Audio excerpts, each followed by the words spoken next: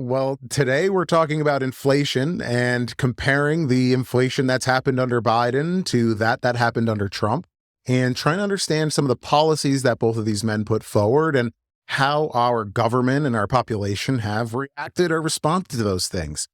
To kick off such an important conversation, Mike, welcome back, of course, to Elevated Thoughts, episode 14, 15. I'm not sure, but that's a good thing that we're not keeping track anymore.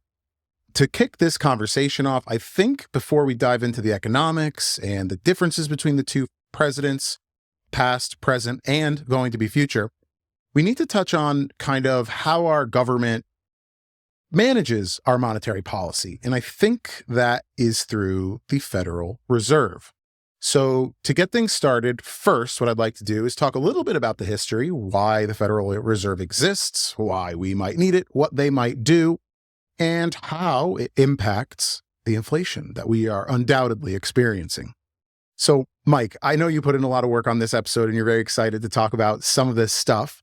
Why don't you start by telling me your impression of the Federal Reserve and how you've felt that, or what you've learned about how it came to be?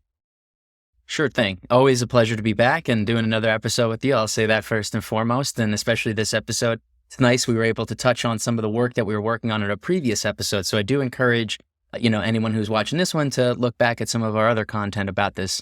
But pretty much the Federal Reserve, we like to think as the central bank. It's the banker's bank. It's where all of our banks that we go to and have all of our banking services, business or retail or investment, they have to have their, banking done at an even bigger bank, and that's the Federal Reserve. And the Federal Reserve is generally an independent, organization that has appointments that are approved by the Senate, but then made by the president, right? So the president picks, he gets them about every 2 years. There's several governors that he gets to choose from, and then the chair, but it's supposed to be staggered across presidential cycles to hopefully keep it independent and responsive to the mandate of the people if, they want to see changes in monetary policy. But the advantage is this gives time for someone to sit on a term of 14 years as one of the board governors, the head board. And then there's 12 other regional boards that make up the entire structure of it. And the whole reason why we came up with this complicated, obfuscated, seemingly banking process is because early on in our nation, predominantly between the 1800s up to the 1907, we had a very numerous number of banking panics that almost destroyed our entire economic system. So about every 25 to 30 years, another banking panic would happen where, you'd have run-on investments and things like that. And we needed to come up with some sort of solution, hopefully, to change that trajectory. So it sounds like the Fed was put into place to kind of prevent some of these things from happening, whether it's credit defaults en masse or runs on the bank, like you kind of alluded to. And it goes all the way back to the 1800s. Wow. So it sounds like the Fed gets this ability to kind of, dare I say, pull levers to control the economic policy in the country. And right now, if I'm thinking back, it's Jerome Powell is the Federal Reserve Chair now, and he was nominated under Trump. So he's still in force. And before that, if we go back, it was Janet Yellen. So she's now the Secretary of the Treasury under Biden. But so the Federal Reserve Chair right there, the figurehead, they come out, they're the ones that announce things. And actually, we came up with this idea to talk about it today is because just recently, Jerome Powell came out and said, we are changing course. We thought we were going to lower those lending rates, those interest rates to the bank. And we decided we can't do that. And that's because that level of inflation still persists above 2%.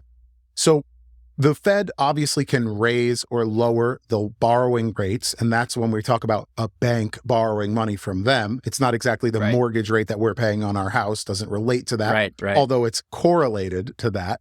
Correct. So besides changing the interest rate, that doesn't sound like it would avoid a bank run. Is there anything else that the Fed does to stop these particular type of crises? Sure thing. So there's three particular panics that I'll just briefly talk about. We have one in 1819, 1837, and 1893. And there's another two that are sprinkled in there that, that were just as devastating, but they're all following a series of too easy credit supply, people willing to supply credit, a lot of speculation in certain markets. A lot of these times it's either land speculation as we were moving westward, and then the railroad speculation, the buildup of that, people thinking they were going to turn a quick buck, take out these massive loans on these, land and any kind of agricultural expectations, right? So the economy was in high demand for these goods like that. But then a lot of times this coincided at the end of a certain war period, and that usually causes a massive decrease in the cost of agricultural goods as things start to return to normalcy. So we have here is we have several regional Federal Reserves that were set up because of those significant banking panics. And the reason is they're supposed to give feedback to the central Federal Reserve about what's going on in each region. And that's supposed to give some flexibility to the central policy there. And some of those things that they could do is then give some more top-down regulations, right? So like I said, they were the banker's bank before. So they tell your retail bank how much money they have to have at any given moment to prevent, say, investors' lack of faith causing a run on the banks. The most devastating thing that could possibly happen to you is you go to your bank, you try to take out your money, and they say, we don't have it. What are you going to do? You're going to run to any other bank that has your accounts, and you're going to start yanking whatever you can out of there.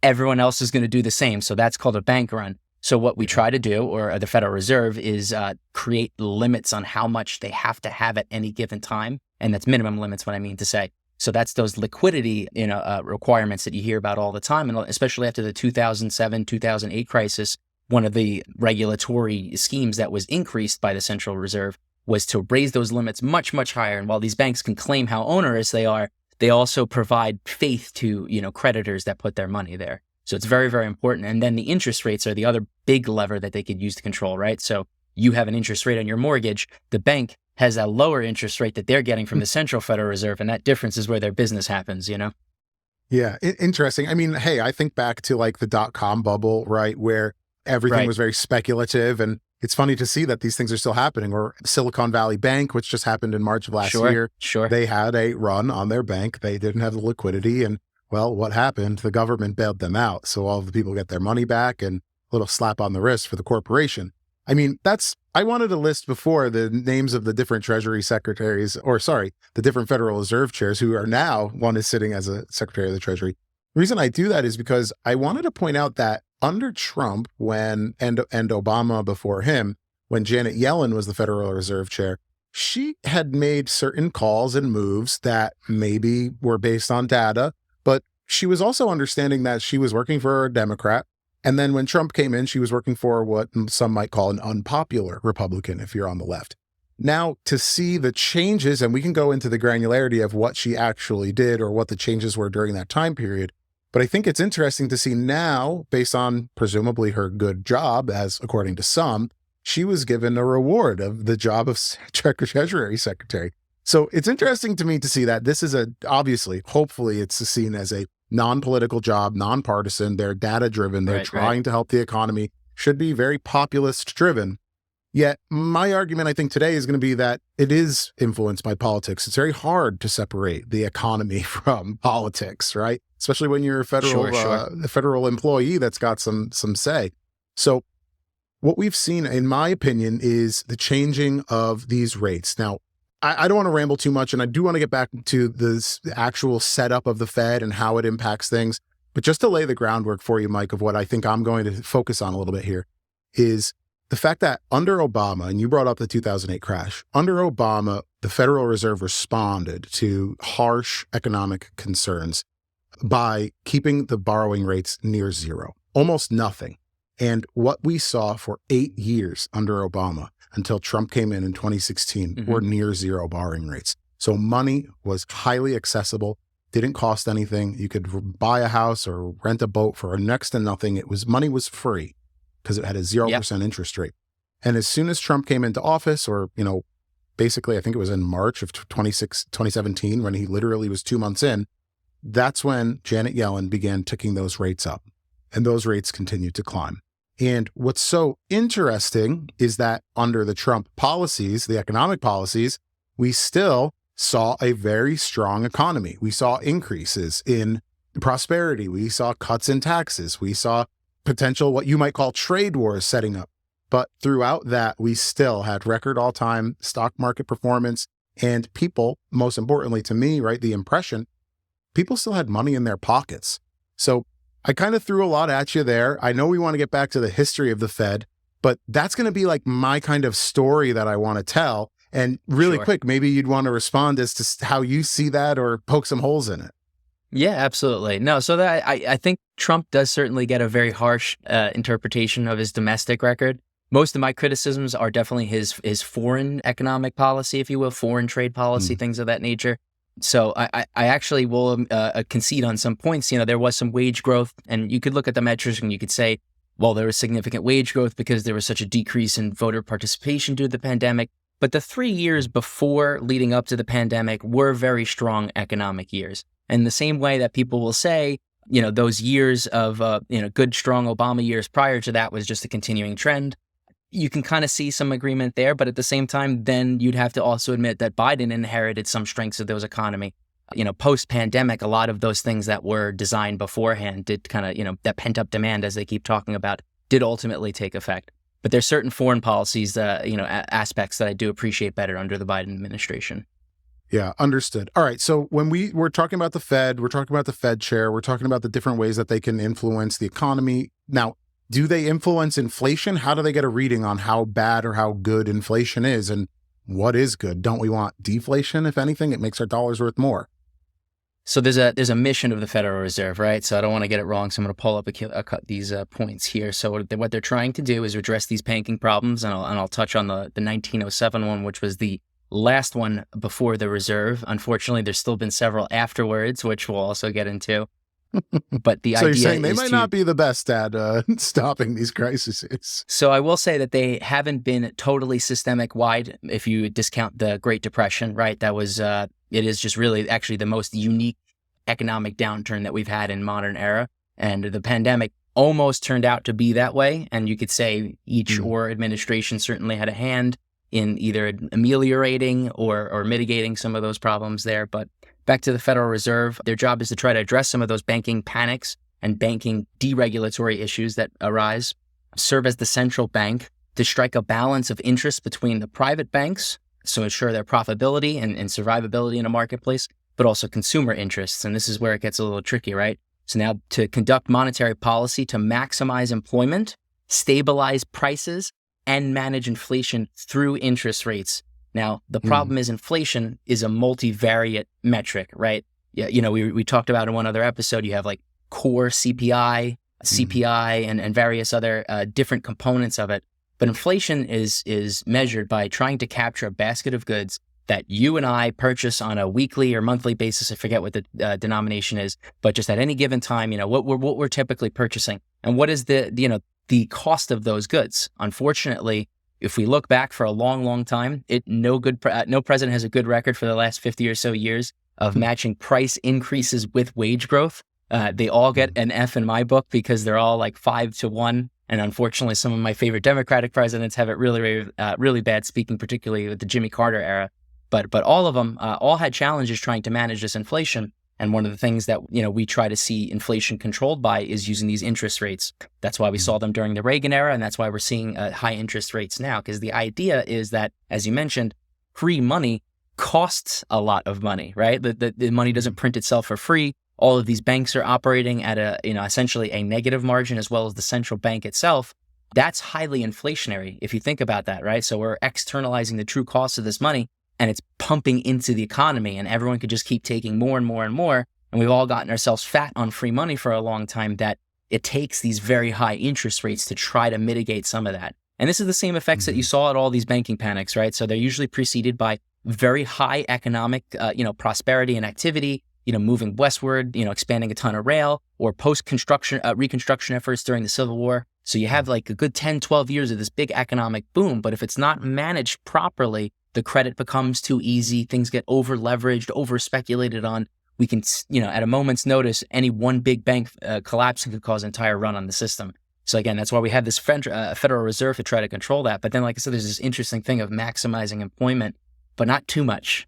If we get to 0%, unemployment, that means there's not enough jobs, out there to keep our people, there's not enough people to keep the jobs employed, right? Like, so businesses are struggling to find people out there. That in and of itself is inflationary. What we're seeing is a lot of inflation in wages. You're seeing inflation in food, in energy. It's just across the board. So now that I've said inflation probably 55,000 times, I think a good segue into that 1-minute introduction video of what exactly is inflation in not so many words.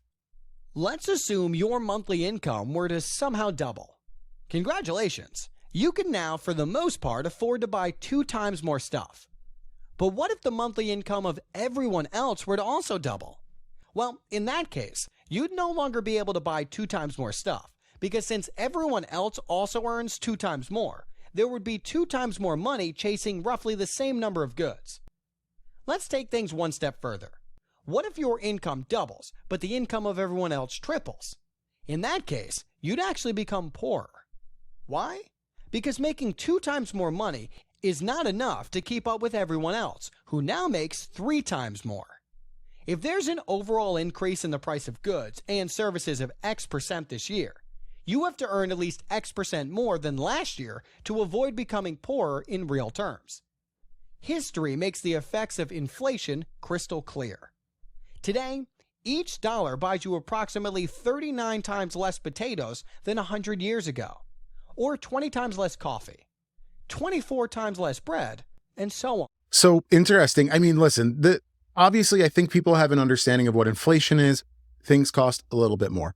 Why that happens, okay, we've got a little bit of a handle on that now. So what I'd like to go in is understanding, obviously it's 2024 and we have this big question to answer come the end of this year is who are we going to put in charge of this going forward? And I'm talking on a high level, the president.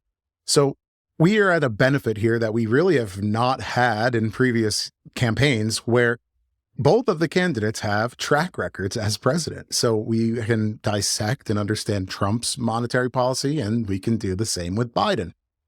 Before we watch that clip, you mentioned, and I had said it as well, free money. If there's a 0% interest rate, well, we're basically lending money for free. I don't want to hand you $100 for free, only to pay me back eventually. I want my take on that.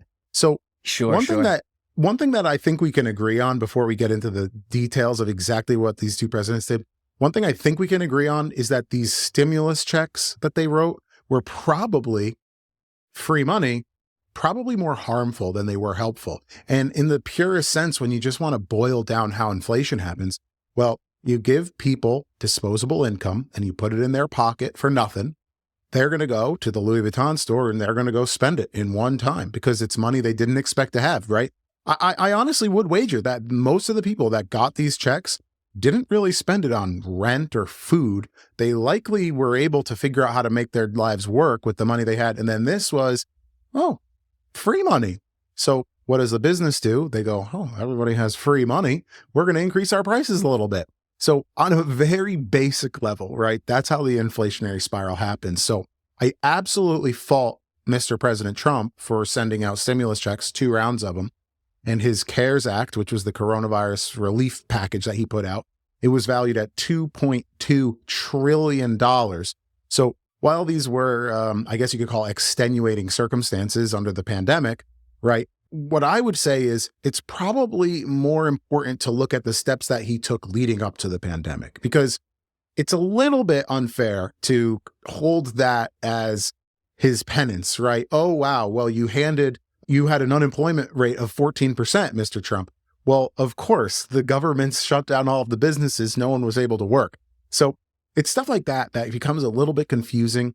It's harder to tease out of the grander picture for sure. Yeah.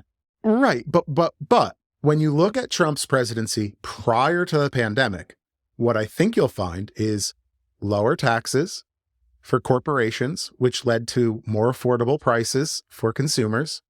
I think that people could feel it in their pocketbooks and at the store or at the pump, as they say.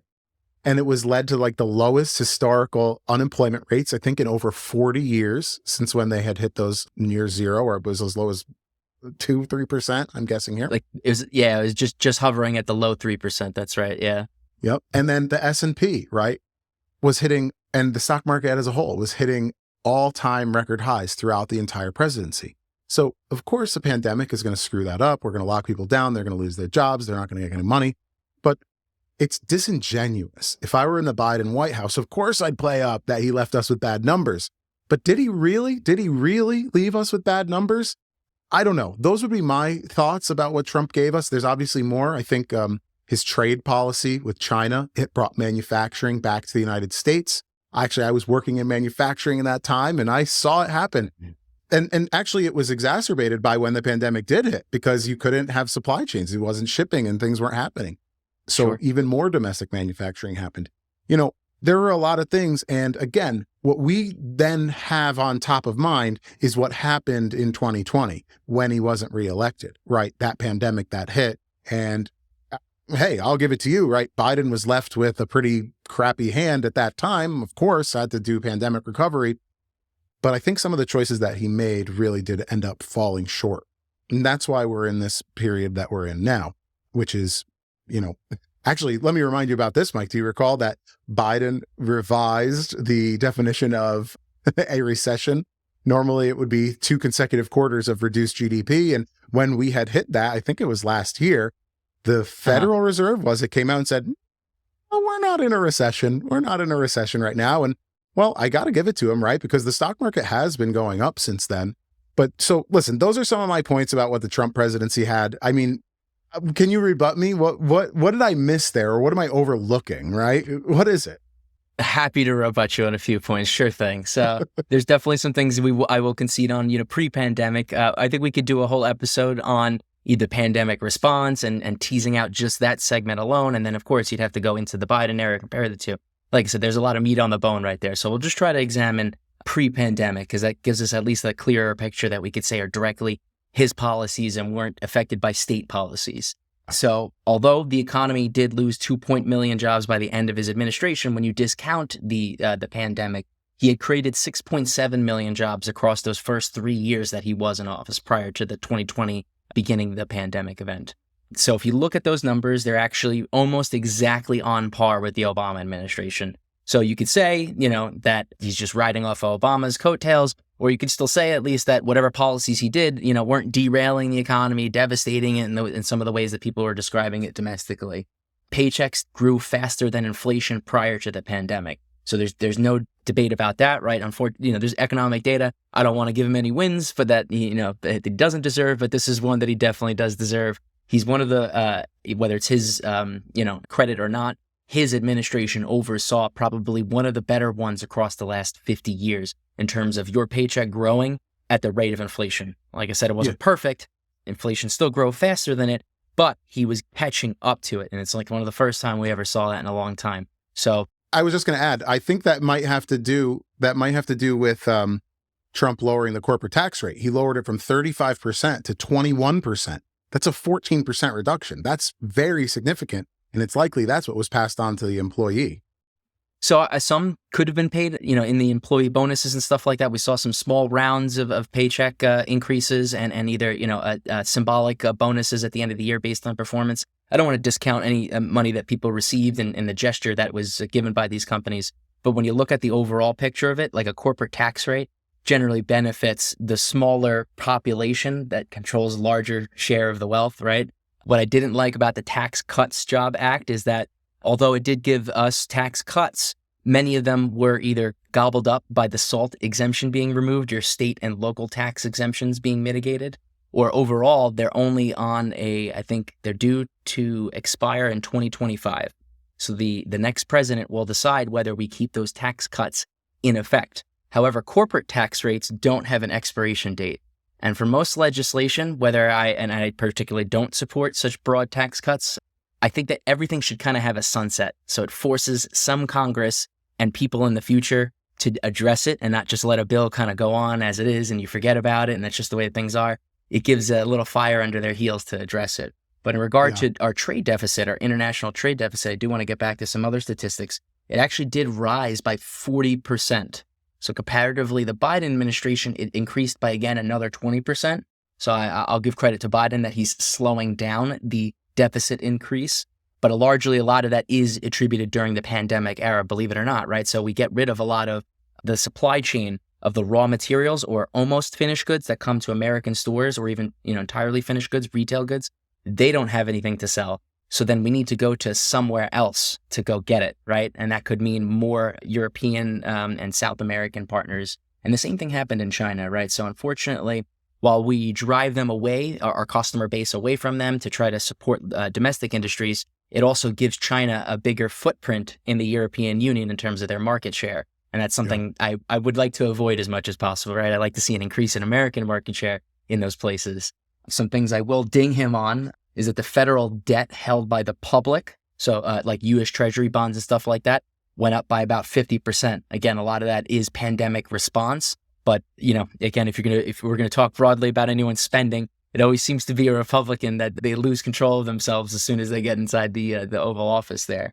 But I will say that illegal immigration was actually better under Trump. You could discuss the apprehension policies and things at the border, but it's something like a 300% increase under the Biden administration. So, you have to give credit where credit's due. It's gotten a lot worse, and we're not seeing it any better. I don't know what that solution looks like, but whatever is happening right now is not fixing it, right? So yeah, and increased population in these states will also increase the inflation because now we've got to give handouts and subsidy programs and all this stuff. I'm a pro-immigration guy, but it's also just a framework to accept these people in and properly pay your taxes on any income while you're here. And not necessarily citizenship, but I believe in some sort of permanent residency where everyone's participating in the system. When they're not, nobody wins, right? So you're paying a paycheck on a fake serial number that you pay taxes on that you never collect a refund on, but then you do apply for other social programs and stuff like that. Certain states can give you an ID that can get you access to these programs sooner and things like that. And then there's just, not good living conditions or conditions in which people travel to get inside this country. So like I said, it's a social and economic tragedy all around. And I really behooves our Congress to really work on that before this election, because once it gets too close to the election, nobody's going to want to do anything. They just want to talk about it. Yeah. Well, I mean, just to put a point on that, like last year under Biden in 2023, there was 2.4 million illegal immigrants that came across the border illegally. And that would equal like almost, I guess it's slightly less, but it's almost 1% growth of our country, which is a huge increase of adult population probably. Yeah. Not even to consider what we're already increasing the population by. So that's a very interesting statistic, and I'm glad you brought it up. But yeah, I won't harp on it. But yeah, obviously that's a big issue that could probably do well to being solved. So my chief criticisms, like I said, are mostly on his foreign policy. We can go into the tariffs a little bit, just broadly speaking. Tariffs are essentially a tax on a consumer. You levy those taxes at the import site, and I promise you, if you're levying it on a Chinese company, they're just going to factor it in their price. Even if you raise it sometimes as much as 20%, it's still cheaper than an American good. Or if you have to switch to the American good anyway, you are still paying the higher price that they were before. It doesn't make an American company, out of the goodness of their heart, lower their price to meet where the Chinese ones are. So. No, of course not. I don't think that's. American companies couldn't lower their costs of manufacturing. They've got the high labor costs that. And we're not asking them to, right? I mean, I'm a labor guy, right? So we got to have livable wages. Companies have to make profit on their investment, right? That's what makes a good capitalist mixed economy and things like that. Yeah, absolutely. So if I were a business owner, and well, I am in the United States, but if we were to have some sort of product manufactured and we wanted to go across to China to get it, and all of a sudden, let's say Trump imposed a 25% tariff on the raw materials we were using. Well, what I would probably do is, instead of accepting a 25% across the board increase of cost of goods sold, I would probably go and find American manufacturers where I could avoid the tariff. And perhaps the price would increase just slightly over where it was, but maybe the quality would increase dramatically, as we're kind of known for here in manufacturing in the States. Or beyond that, it gives an opportunity to kind of reevaluate. I guess maybe business owners don't love to hear that if they've got a successful product and a supply chain for it. But, I do believe, like I said earlier, that this tariff on China kind of took away some of their supremacy, their industrial supremacy, and it gave some back to the United States. And heck, maybe it ended up that they were going to Cambodia, Bangladesh, and Vietnam instead of China. And yes, that's exactly what happened. But hey, there was benefits for the United States. And I think that's reflected in those 6.7 million jobs that Trump was created. A lot of them were in manufacturing and automotive. I think it's a good segue to go into the Biden economy on this last thing that I do want to compare. So I want to give credit to a lot on the Biden administration for how many manufacturing jobs are created. So again, discounting for the pandemic up to February 2020, we have 510,000 strictly manufacturing jobs were created under the Trump administration. So you got 500,000 jobs there. But when you look at the Biden administration, that number is 3 times that in the same amount of time period. Yeah, so we have about 1.5 million jobs in manufacturing. And a lot of that has to do with the Inflation Reduction Act. But I don't want to jump too far ahead of the segment. I actually want to give you this time, or actually I'm going to take this time. I'm going to go into what I think was good about the Biden administration. Yeah. And then you can kind of lump me up over the head there. So some big things here. It was about 14 million and change manufacturing jobs, but we'll just round it up to simply 3. And that's about 5 million of those are more than there were during the pandemic. So so there's a lot of industrial policy that's at least changed since then. You might say that it was because of the pandemic was a big roadblock in that way, but I do like to attribute a lot of it to the Inflation Reduction Act, because instead of tariffs, which, like I said, act as taxes on consumers, the Inflation Reduction Act is a subsidy. And that is a lot of government spending, but so would a tax break to other corporations.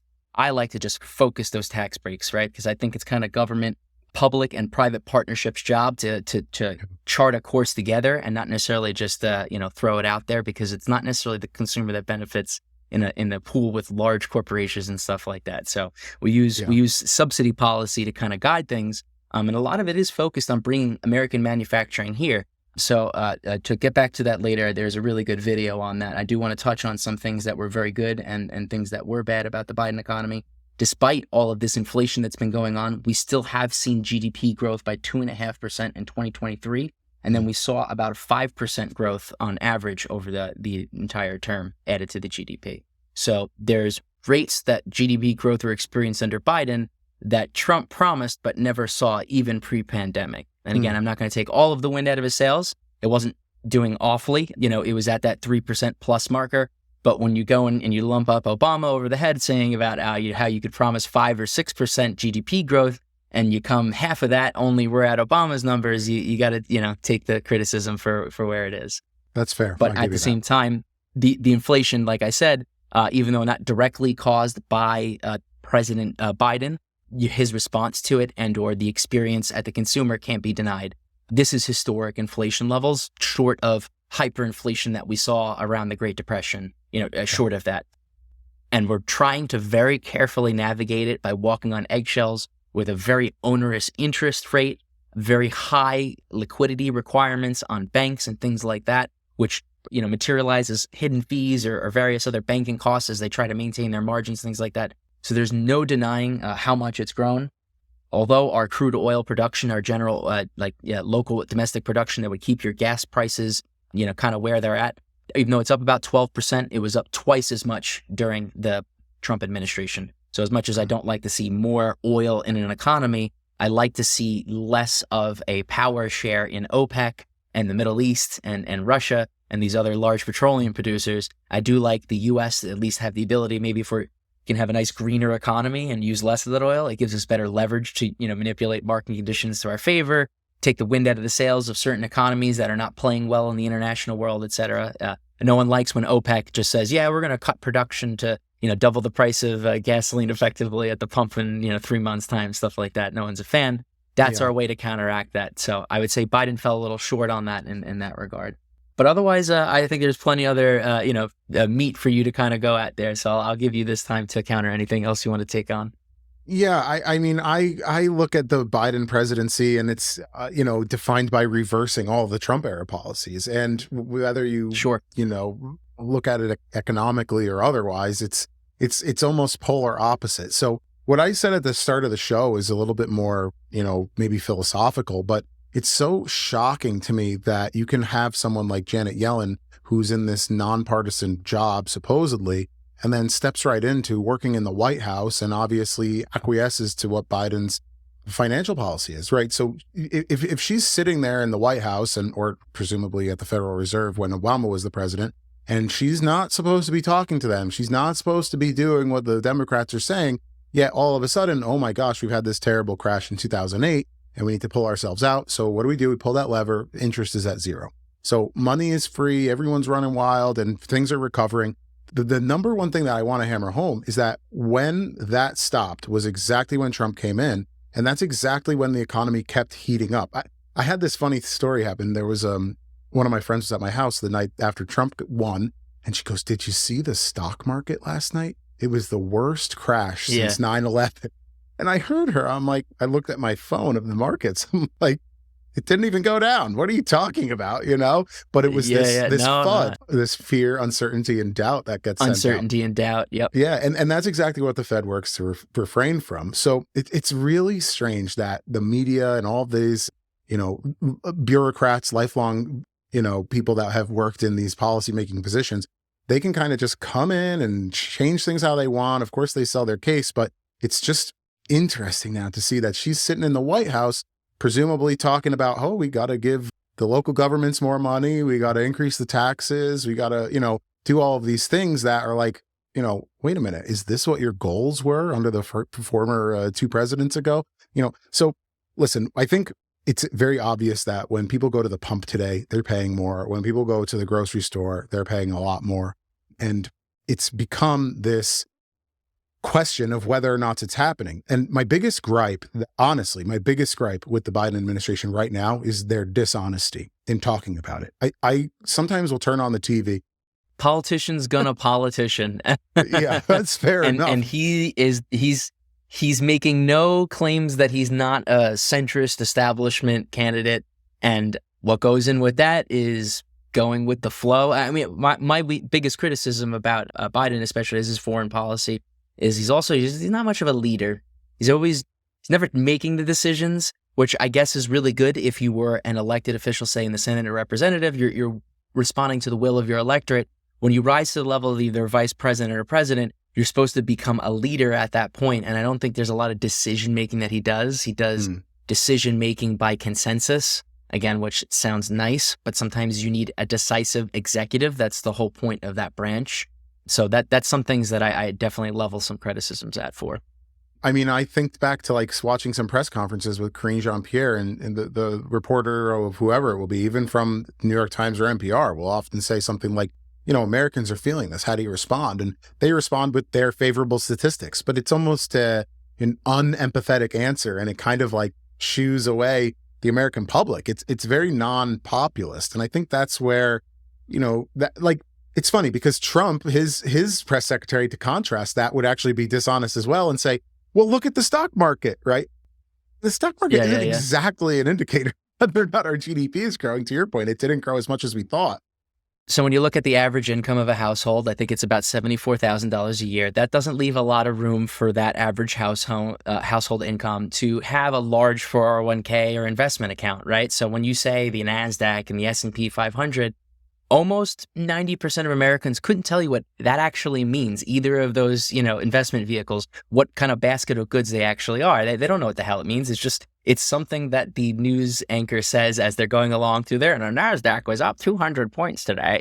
That's just the thing that they hear in the background. That's even weirder is when they talk about it by points, because it's not even like a percentage. The NASDAQ could be 13,000, 14, 15. It's base percentage points, right? Very strange. It's very strange. So I guess the last complaint I'm going to levy against the Biden administration for now is they keep reporting these favorable unemployment statistics. And listen, you said it. They created a lot of jobs and they definitely reduced that unemployment rate from 14. However, they have not been able to get it to the historic rates that Trump was able to. And, maybe that's coming, maybe not. But there's now been, I think, like since the start of 2020, about $7 trillion printed and pumped into this economy from the federal government. And it's creating this ripple effect. Yeah. So, okay, let's say that we're Jerome Powell, we're the chair of the Federal Reserve, and we want to, again... Or the chair of the cheddar. I saw that Freudian slip that you almost did. It's a good nickname, actually. The chair of the cheddar, yeah. Mr. Powell, how do we bring the inflation rate back to 2%? And now, it's actually interesting because let's say that we're a commander in a wartime. We want to accomplish our mission. We want to get the goal done. We want to go defeat the enemy or whatever it may be, in this case, inflation, right? And what we know... Right. The war on inflation. That sounds American. Well, this is where I'm getting, actually. If you're the lieutenant and you're about to send your men into battle, presumably there are risks, and presumably people will get hurt or die. And that may not be the case full out, right? Where you're not having combat in a Federal Reserve change of tides here. But it does seem like they kind of have to weigh the interests of the general population against the interest of some of those people who really will be hit by what they're changing. You and me, we have friends that can't buy houses now, not because they're not high earners or not because they don't have savings, but because it truly doesn't make sense to invest at this rate. And, I was lucky I locked in my house rate 2.5 years ago, at near historic low rates. I feel badly. I don't know how people can get out of that. So I guess my question would be for you, do you believe that changing the president, like in this case, frankly, back to Trump, would have a marked impact on how these rates are being changed or is it maybe more systemic than that? And the system of checks and balances is just too strong? I think it's very systemic. So that's why I think it's important when a president comes in, not to give them 8 years, but understand that sometimes it takes 2 full presidential terms consecutively to even start moving the needle based on the policies that you did, right? I mean, if we want to talk about either the 2007-8 crisis or the pandemic, it took several years, almost an entire presidential cycle, but if you want to, stagger them between Biden and Trump there for the pandemic, and then Bush and Obama for the 07-08 pandemic, takes a good 4 years, right, to really just get anything started. And then that other 4 to really start to see results from that. Yeah. What I would hope to see moving forward is that either whoever wins somehow figures a way to take credit for the Inflation Reduction Act and improve and build on it, because these are certain things that I think everyone should be able to agree on. A couple of years ago, everyone was talking about this big infrastructure plan, touted by either both Republicans and Democrats, and it's it's going to put a lot of state spending and building and things like that. That brings up the evaluation. I want to remind people that post World War II, we avoided a really big inflationary problem that you usually see in every post-war economic period, is because we invested tremendously into the middle class, and that was through very high tax rates on the rich, and that's not effective tax rates; it's nominal tax rates. So if you start lots of businesses that are tax deductible and you engage in other ways and you hire more and more Americans and you manufacture more things in America and you take advantage of all that, pent up manufacturing from the wartime effort, you could really capitalize on that. You build out a highway system. Think about how you could drive across this entire country. I don't think Europeans, when they complain about American politics and culture, understand the scale that there's 350 million of us. We're way bigger than Europe itself. And we still have this interstate highway system that you could drive across. And although the rail system is aging, you could also travel that way too. What I would love to see is either president, doesn't matter, builds on the IRA and other things, to build out a similar project. And it's going to be expensive. Even back then, countering for inflation, it's like $1 trillion investment. Do something similar today would be a multi-trillion-dollar investment, but it's an investment in our kids of the next generation, right? I want to give them high-speed rail. I want to give them a powerful, flexible, robust economy. I want to invest and create subsidies to spur on American manufacturing again, because without it, we're never going to be able to race to the bottom. We don't want to compete on the cheapest manufacturing of a product with China, right? We want to have high-paying, high-tech jobs. Let's not race to the bottom on cheap goods like that, but let's race on the high-value goods, be there on EVs, solar panels, all those various types of batteries and motors and things that are powering the future. I want to see either president capitalize that and take credit for the other administration's policies, as long as they're good policies. That's all I care about at the end of the day. Well, that's very virtuous of you. I have to say, my biggest gripe with the IRA is the fact that it literally doesn't address inflation. It's just such a strange thing. They should have made it the Infrastructure Rebuilding Act. Call it the IRA still, but what the hell? It's classic political deception, unfortunately, and I think it's a good way to kind of segue into it. Is a nice video from the Financial Times. Several reporters from there did a nice investigative body of work on this, and I'm just going to show one clip of it. But I encourage everybody to not only watch this entire video, but they have some similar ones on the CHIPS and Science Act. We can discuss about how much spending that costs in our budget at the end of the year. But at the end of the day, if we're spending in things that we really believe in, and we don't spend it on things that we don't believe in, the math can work and we can really invest in our future. So again, I think this is an excellent video we should segue into here again. The Financial Times. I'm going to click play on this video, but I also want to say that, the credit I'll give him, despite the name, is I am driving down the street every once in a while and there's big signs around the road that say, this was paid for, this project is in process and paid for by Joe Biden's Inflation Reduction Act. Yep. So it's pretty interesting, right? There was a water treatment plant that I saw going up, some bridge being built, some road work that was being done. All of it was being paid for by the Infrastructure Reduction Act. Or Inflation Reduction Act that pays for infrastructure, strangely enough. So here's the clip. We thought we were in the era of free market globalization, and now we're not. The Inflation Reduction Act is actually a very misleading name, right? Because it has very little to do with inflation reduction, particularly in the short term. It's a piece of industrial policy. It's a piece of climate policy. It's a piece of trade policy. It's not a piece of inflation reduction. It's full of tax credits designed to draw in investment into the US economy, and it's all being funded by the federal government over the next 10 years. The IRA includes $370 billion worth of tax credits, loans, and grants to incentivize domestic manufacturing. The Biden administration says, you know what?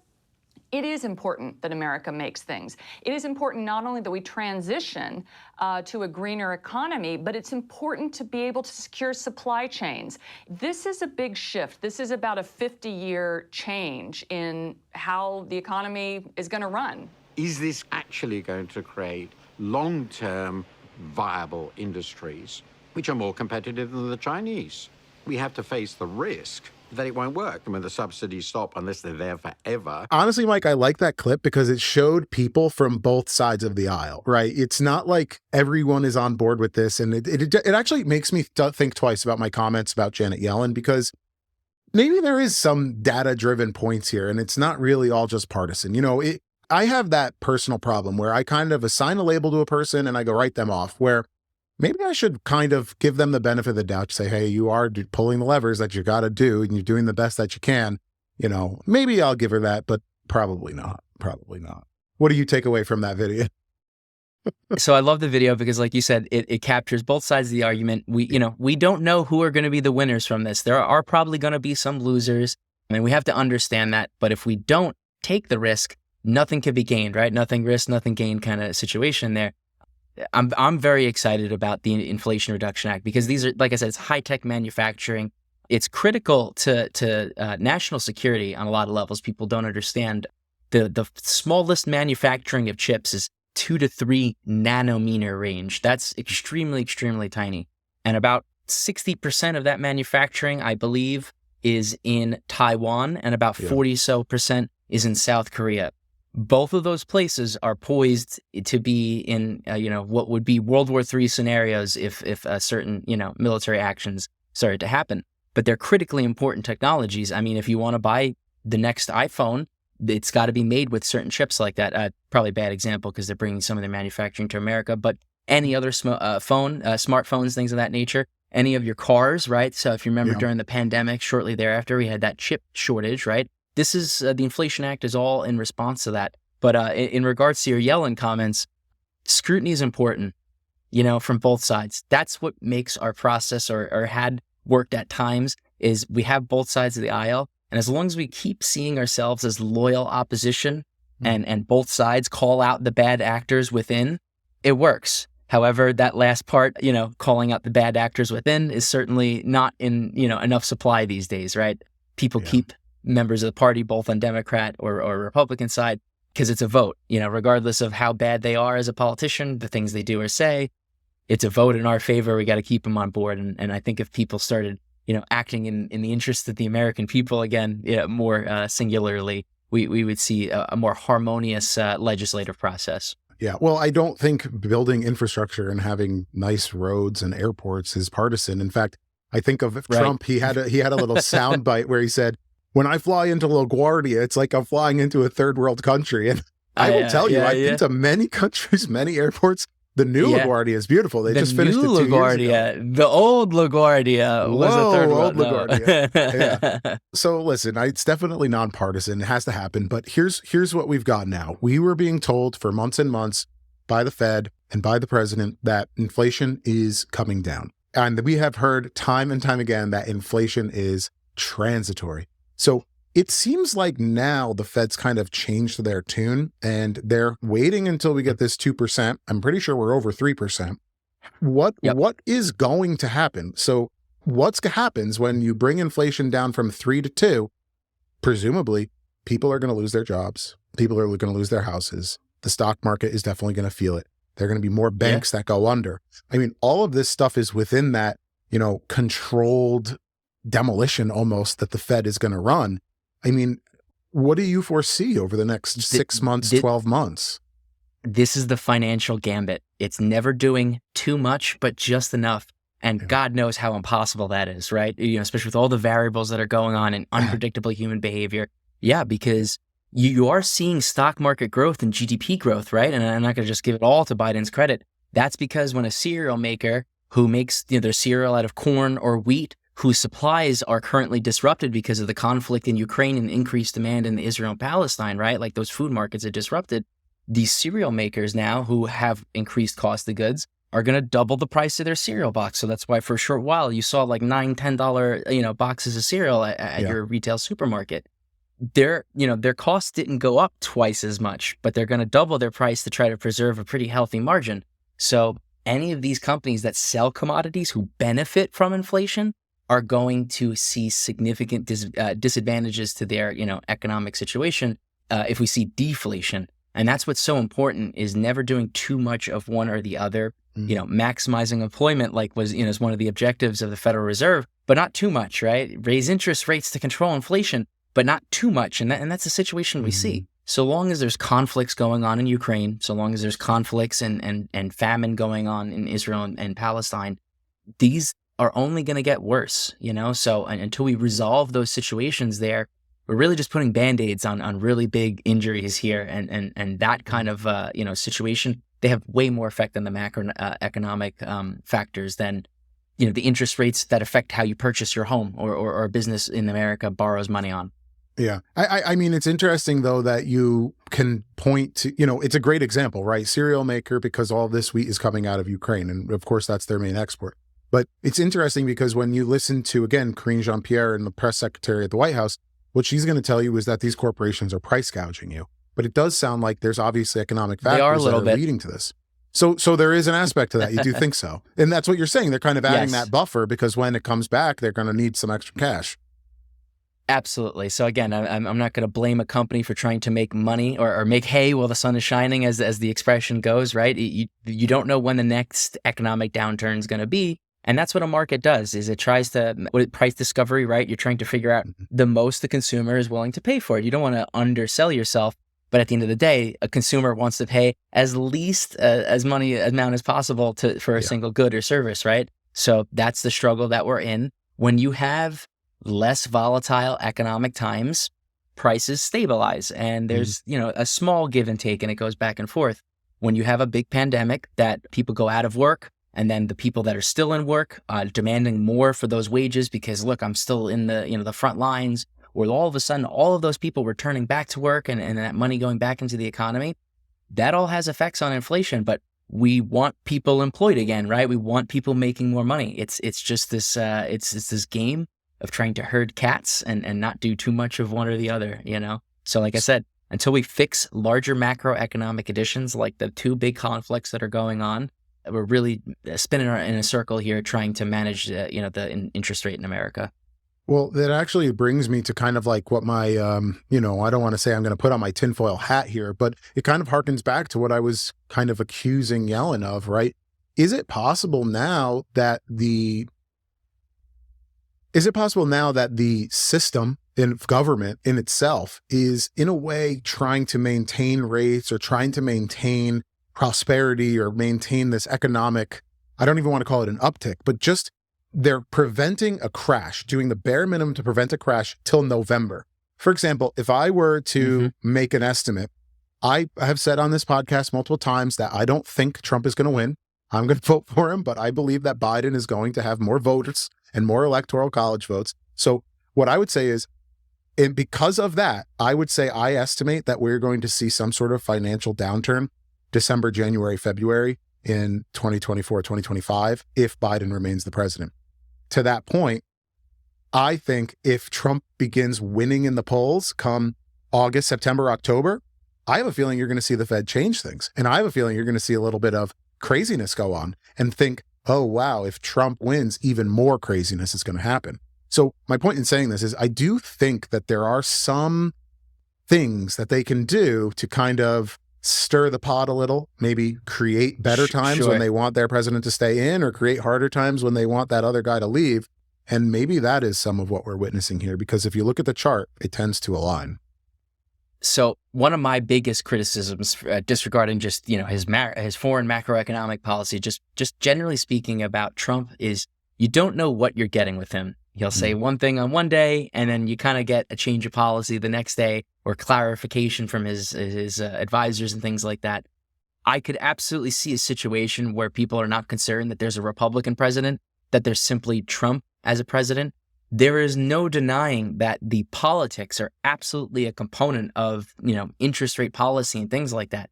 And that's their balance, is trying to keep politics out in what is an impossible situation. Everything is politicized. If we look at the levers and the various controls that the Federal Reserve has, I think most people can, will agree that, this seems like a pretty good system. It's got 12 different regional banks that are, supposed to respond to regional concerns, give feedback to federal board, and the federal board never acts unilaterally. It's, trying to work through these other federal governors that are appointed. And then everyone is, just so a lot of people, actually, this is a point that I didn't point out. A lot of people might not know this, but any kind of retail bank that you choose or similar investment bank, they're charter banks. They all have to own stock in the Central Reserve. So they're all shareholders. They all have a vested interest. They all get to vote, about what they think the policy should be.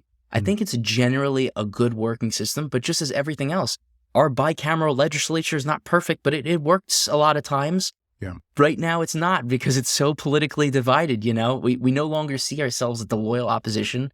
If you ask the far left about the anyone right of center at just 1 inch right of center, they're all fascists, Nazis, anti-patriots, etc. And I'm sure there's plenty of people I will criticize on that end of the spectrum. But it's the same thing on the other side, right? Like anyone who's on the right side, if anything just left of center is way too progressive, National Socialist, etc. It's all these things that it demonizes our discourse process. We can't talk to each other, we can't disagree, and then we can't find compromise where it might not be perfect, but never let perfect be the enemy of good. Getting forward on some policy is better than nothing whatsoever, right? So there is certainly concerns of Janet Yellen leaving the board. I think it's our job as a nation to really just scrutinize her, right? I think that was a good example before. No, and it just goes with anybody. There is a revolving door around a lot of these regulatory processes. I'd be more concerned if she went from Treasury to Central Reserve Board than the other way around. Does that make sense? That is fair. Yes, I do. I agree with that.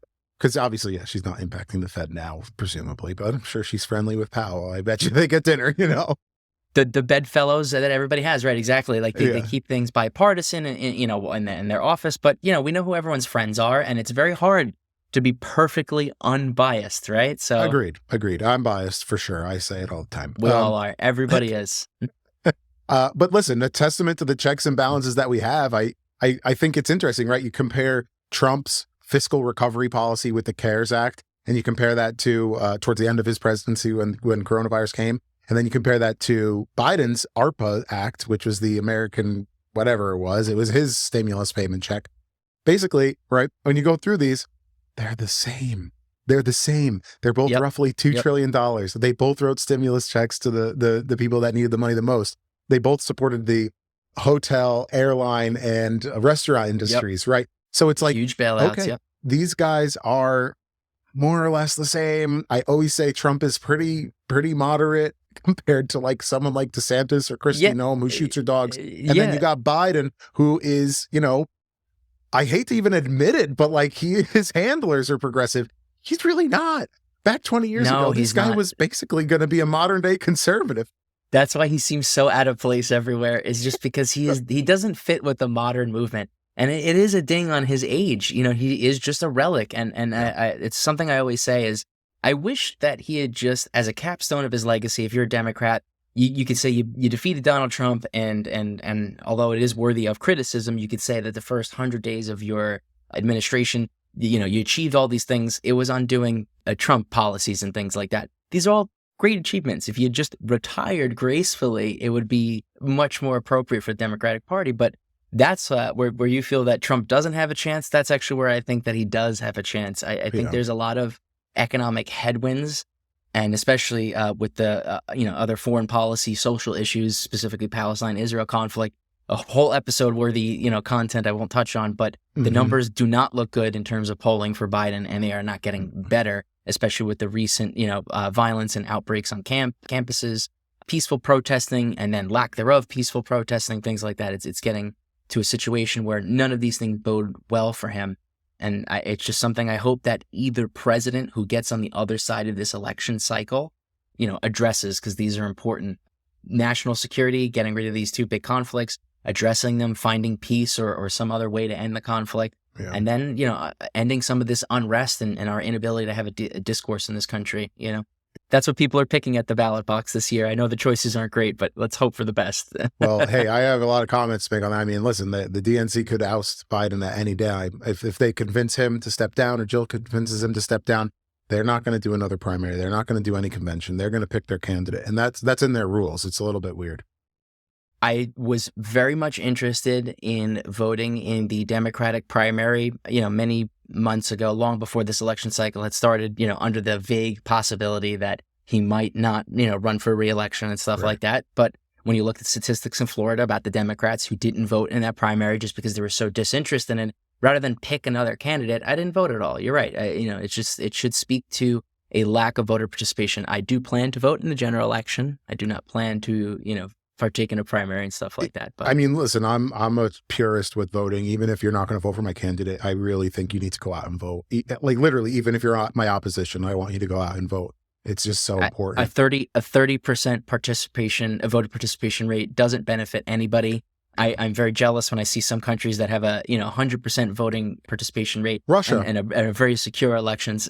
They have 125% for a participation rate. Not as good as North Korea. But there's some countries where their democracy was so fragile and hard earned that it's so important for them to be involved. And I'm excusing me because there was an example that was in my head a moment ago. But like I said, as our apathy towards the process is what upsets me the most. Is whether you're a Republican or Democrat, somewhere in the middle or a mix of them, it's this lack of participation for so many years that lets your Congress all of a sudden turn into either older or just generally out of touch people who don't look like, representatives that do represent you, right? They just seem like these out of touch people, is because you haven't picked them and you haven't instilled a culture for 10, 20, 30 years of what that politician should look like. And now they made the rules and they get themselves reelected and whatnot. So that's a whole episode there. No, I know. I think over the next, let's call it 10 or 16 years, maybe, because 4 4-year cycles, I think we are going to see a little bit of a changing of the guard, right? The majority of our politicians are probably 60 plus on average, or even, the average age is probably even higher than that. So they are going to be retiring and there are going to be younger folks coming in. Whether or not we choose 50-year-olds or 35-year-olds, is going to come down to who votes. And well, it's not the 35-year-old voting. So it's probably going to be closer to 50-year-old. One of the things I wanted to float, Mike, as a little teaser that I want to talk with you about in coming weeks is what I would call Trump. Absolutely. And what people have been calling me lately on Twitter is a neocon, a neoconservative, because I'm someone that's willing to reach across the aisle. I'm someone that's willing to negotiate on abortion rules. I'm willing to, acknowledge that infrastructure is a good thing and the climate is important to protect and we're damaging it. So people are calling me a neocon. Honestly, I don't want to even talk about it now. I just want to tease that it's an interesting word. I believe Trump is a neocon. I actually believe I am, but I perceive it as a negative title.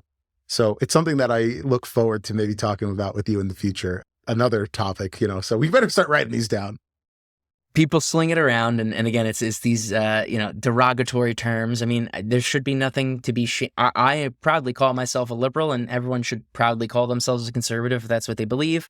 I think at the end of the day, people like to have a nice title. It's part of that identity politics and things like that. I don't like terms like "you are a neoconservative," so here's this whole straw man argument I've already built up against them, right? Because people are not monolithic; they're nuanced, and each issue, like I might have a certain value, but there's hills I want to die on and ones I don't want to die on. I don't like towing the party line. There's a party process, but at the same time, you're supposed to be we the people, by the people, for the people, right? At the end of the day, it's the people. It doesn't matter what party you belong to. So yeah, I do hope that we move away from using neocon, and then you get it, like you get dino and rhino and things like that. And I'm sorry, but compromise is not a bad word. It's how you get things done, It's how you pass legislation. And then you can complain about how bad the legislation is, but I think it's worse to complain about not getting any meaningful immigration legislation done for 50 some odd years, as amendments, to something like that. We need to get our priorities in order and just get things done and actually work together again. But if people prioritize not working together, we're going to see that in every election cycle. Yeah, I could name names and stuff like that, but it's on both sides. There's inflammatory just personality politicians that they realize that you get out there on name recognition. And how do you get out there? By being flamboyant, boisterous, mean and theatrical, so. Yeah, well, then it could go south for you as well. I mentioned Kristi Noem, who got a little bit of trouble about her book. She got flamed for executing Absolutely. a puppy dog. Not the coolest move, ma'am. You saw that political cartoon I shared from Michael Smerconish, right? No, I also sent the tweet out, like, that silly lady could have saved herself a lot of problems by deleting that sentence. Like, what is the reason to tell that story? Holy crap.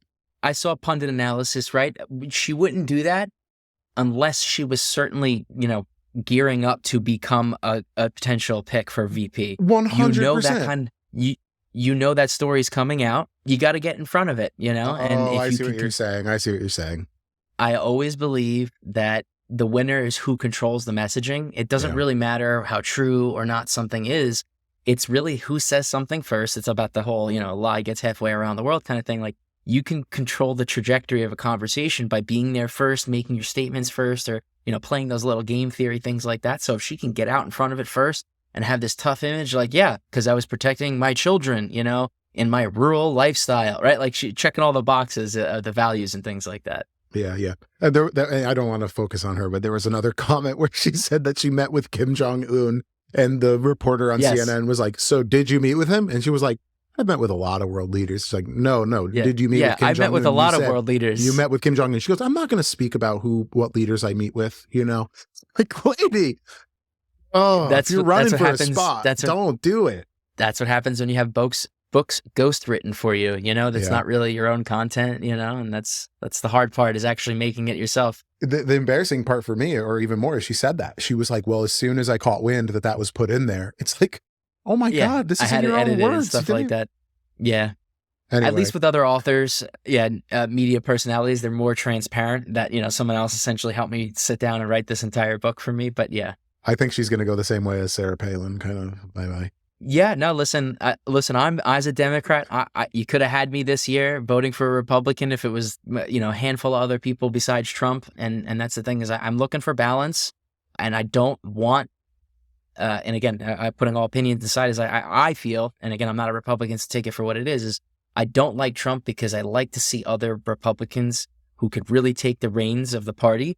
But if it's going to be Trump, I hope that there's people in place who do see good policies for what they are. Like I said before, jokingly, like, I hope they could figure out a way to, like, take the IRA and capitalize on it and take credit for it and keep it going forward, because at the end of the day, we benefit from those things. And I don't care who takes credit for it. Beautiful, man. Well, hey, the way that we reach productive discourse is exactly like this, Mike. So that's why I'm so grateful whenever we have a conversation like this. We definitely touched on a lot today. The history of the Fed, how it affects inflation, what they can do and what they can't do, why they do it, and how these two presidential candidates have affected the impacted the economy in themselves. So we're in an inflationary spiral here. It is a little bit scary. My honest prediction is the end of this year, beginning of next year, things are going to get scary. Dependent on who wins, even more so potentially. I believe Biden is going to be the worst result in terms of economic outturn. But hey, thank you again, man. Until next week, this is Elevated Thoughts.